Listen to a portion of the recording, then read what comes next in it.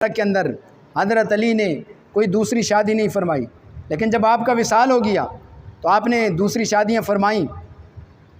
آپ کا ایک بیٹا پیدا ہوا، اس کا نام آپ نے رکھا محمد بن حنفیہ، محمد حضور علیہ الصلوۃ والسلام کے مقدس نام کے اوپر۔ پھر اس کے بعد دوسرا بیٹا پیدا ہوا، اس کا آپ نے نام رکھا ابو بکر۔ پھر اللہ نے تیسرا بیٹا عطا فرمایا، اس کا نام رکھا عمر۔ اور پھر اللہ نے چوتھا بیٹا عطا فرمایا، اس کا نام رکھا عثمان۔ کیا شان ہے، کیا انداز ہے محبت کا۔ اور کربلا کے اندر یہ تینوں صاحبزادے، ایک روایت کے مطابق ابو بکر اور عمر، اور ایک روایت کے مطابق تینوں صاحبزادے کربلا کے اندر شہید ہوئے۔ اور لیکن کتنی بڑی ستم ظریفی ہے کہ کربلا کے شہیدوں کے اندر ان عظیم ہستیوں کا نام ہی نہیں لیا جاتا۔ تو پتہ چلا ان کو علی سے محبت نہیں، ان کو اہل بیت سے محبت نہیں، حالانکہ یہ بھی تو علی کے صاحبزادے ہیں۔ اگر علی سے محبت ہوتی تو جہاں حضرت علی کے دوسرے صاحبزادوں کا نام لیا جاتا ہے، وہاں حضرت علی کے ان صاحبزادوں کا بھی نام لیا جاتا، ان کے نام بھی موجود ہوتے۔ ان کے نام کیوں نہیں لیے جاتے؟ کہ دل کے اندر بغض عمر ہے، دل کے اندر حضرت ابو بکر کی عداوت ہے، دل کے اندر حضرت عثمان کے بارے میں غلاظت ہے۔ اور پھر حاضرین محترم، انہی کتابوں کے اندر موجود ہے کہ پھر امام حسن پاک کے صاحبزادے پیدا ہوئے، انہوں نے بھی اسی ترتیب کے ساتھ ان کے اسماء گرامی رکھے۔ امام زین العابدین کے صاحبزادے کا نام بھی عمر تھا، اسی طرح امام باقر کے صاحبزادے کا نام بھی عمر تھا، امام جعفر صادق کے صاحبزادے کا نام بھی عمر تھا، امام موسیٰ کاظم کے صاحبزادے کا نام بھی عمر تھا۔ اگر ان کے درمیان نفرتیں ہوتی، عداوت ہوتی، تو کبھی بھی یہ نفوس قدسیہ ان ناموں کے اوپر اپنے صاحبزادوں کے نام نہ رکھتے۔ تو پتہ چلا یہاں نفرت نہیں، یہاں تو محبت ہی محبت ہے، یہاں تو پیار ہی پیار ہے،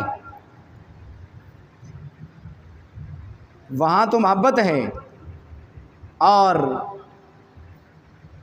ان لوگوں کے دلوں کے اندر صحابہ کی غلاظت اور صحابہ کی گستاخی کا میل موجود ہے، جس کو ہر وقت اگلتے رہتے ہیں اور اپنی غلاظت کا اظہار کرتے رہتے ہیں۔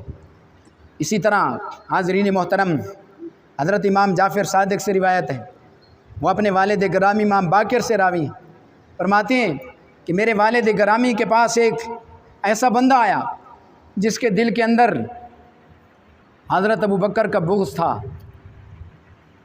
اس نے آ کر مسئلہ پوچھا کہ کیا تلوار کے دستے پر چاندی کا زیور چڑھانا جائز ہے؟ آپ نے فرمایا ہاں جائز ہے، دلیل کیا ہے؟ فرمایا قد اللہ ابو بکر نے صدیق، حضرت ابو بکر صدیق نے تلوار کے دستے پر چاندی کا زیور چڑھایا ہوا تھا۔ یعنی یہ عظیم مفتی، اہل بیت کا عظیم مفتی، دلیل کے طور پر حضرت ابو بکر صدیق کے عمل کو پیش کر رہا ہے، چونکہ اس کے دل کے اندر غلاظت تھی۔ وہ کہنے لگا اتسمی ہے صدیق، کیا تم ان کو صدیق مانتے ہو، ان کو تم صدیق کہتے ہو؟ فرمایا فواسبا وسبا، آپ جلال کے اندر آ گئے، جذبات کے اندر آ گئے، تڑپ کر فرماتے ہیں نام الصدیق، نام الصدیق، نام الصدیق۔ فرمایا ہاں میں اسے صدیق مانتا ہوں، ہاں میں اسے صدیق مانتا ہوں، ہاں میں اسے صدیق مانتا ہوں۔ اور فرمایا جو اسے صدیق نہ مانے، اللہ اس کے قول کو نہ دنیا کے اندر قبول فرمائے، نہ آخرت کے اندر اس کے قول کو قبول فرمائے۔ اور پچھلے درس کے اندر شاید میں نے یہ روایت بیان کی کہ امام زین العابدین کے پاس عراق سے کچھ لوگ آئے، انہوں نے شیخین کریمین کے بارے میں اپنی غلاظت کا اظہار کیا۔ تو آپ نے ان سے پوچھا کیا تم مہاجر ہو؟ کہنے لگے نہیں۔ فرمایا کیا تم انصار ہو؟ کہنے لگے نہیں۔ فرمایا اگر مہاجر بھی نہیں، انصار بھی نہیں، تو پھر اشہد انکم لستم من الذین قال اللہ تبارک و تعالی فیہم والذین جاؤوا من بعدہم یقولون ربنا اغفر لنا ولاخواننا الذین سبقونا بالایمان ولا تجعل فی قلوبنا غلا للذین آمنوا ربنا انک رؤوف رحیم۔ تفسیر روح البیان کے اندر علامہ اسماعیل حقی نے इस आयत को सूरह हश्र की इन आयात बय्यिनात की तफसीर के अंदर लिखा।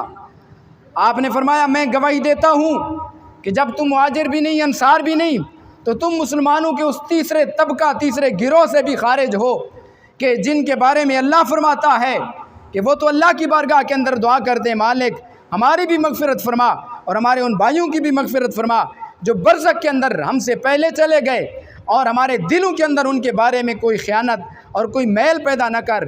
फरमाया मुसलमानों का तो वतीरा ये है, मुसलमानों का तो तरीक़ा ये है, मुहाजिरीन के ईमान की दलील उनकी हिजरत है, अंसार के ईमान की दलील उनकी नुसरत है, और जो मुहाजिर भी नहीं, अंसार भी नहीं, उनका तरीका ये है अपने मुसलमान भाइयों के लिए दुआए मगफिरत भी करते हैं और अल्लाह की बारगाह के अंदर ये भी कहते हैं मालिक हमारे दिलों के अंदर उनके बारे में कोई मैल पैदा न फरमा।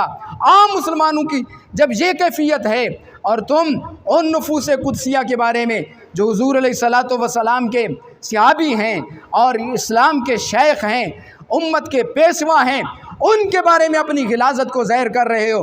फरमाया उखरुजू अन्नी फ़अलल्लाहु बिकुम, मेरी बारगाह से उठ जाओ, अल्लाह तुम्हें ज़लील और रुस्वा फरमाए।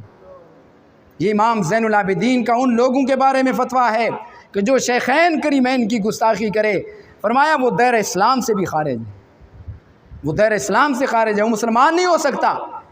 जो शेखैन करीमैन की हज़रत अबू बकर की गुस्ताखी करे, जो हज़रत उमर की गुस्ताखी करे, ये आले बैत अतहार के अज़ीम मुफ्ती का फतवा है। तुम अपनी गिलाज़त का इजहार करते रहो, अपनी निजासत का इजहार करते रहो, अपनी गंदगी और मैल का इजहार करते रहो, ये तुम्हारे बातिन की खिबासत तो हो सकती है, इसका कुरान और सुन्नत के साथ कोई ताल्लुक़ नहीं। कुरान और सुन्नत की तालीम ये है कि सहाबा आले बैत से जुदा नहीं, आले बैत सहाबा से जुदा नहीं, तभी तो उन्होंने आपस के अंदर रिश्ते किए। यहाँ तक कि सैयदना फ़ारूक आज़म रज़ी अल्लाह तआला अन्हु फरमाते हैं कि मैंने रसूलुल्लाह सल्लल्लाहु अलैहि वसल्लम की ज़बान नूर से सुना, मेरे करीम आका ने फरमाया कि हर नसब और हर सबब क़यामत के दिन ख़त्म हो जाएगा, इल्ला सबबी व नसबी, सिवाय मेरे नसब और मेरे सबब के। फरमाया सारे रिश्ते मुनक़ता हो जाएंगे।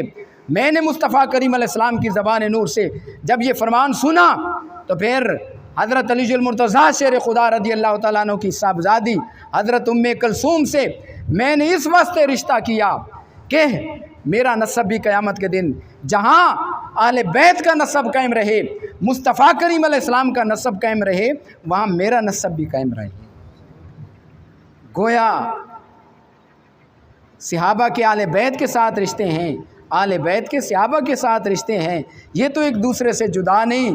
जिनको नफ़रतें होती हैं, दूरियां होती हैं, दुश्मनियां होती हैं, वे एक दूसरे से कभी भी रिश्ते नहीं करते, कभी भी अपने बच्चों के नाम अपने दुश्मनों के नामों के ऊपर नहीं रखते। अल्लाह रब्बुल आलमीन से दुआ है, अल्लाह रब्बुल आलमीन हमें अक़ीदा अहले सुन्नत वल जमात जो कि सिरात मुस्तकीम है, इसके ऊपर साबित कदमी अता फ़रमाए, इसी के ऊपर इस्तिक़ामत अता फ़रमाए, हमारी नस्लों को, हमारे बच्चों को इस अज़ीम राह का राही बनाए। वमा अलैना इल्लल बलागुल मुबीन।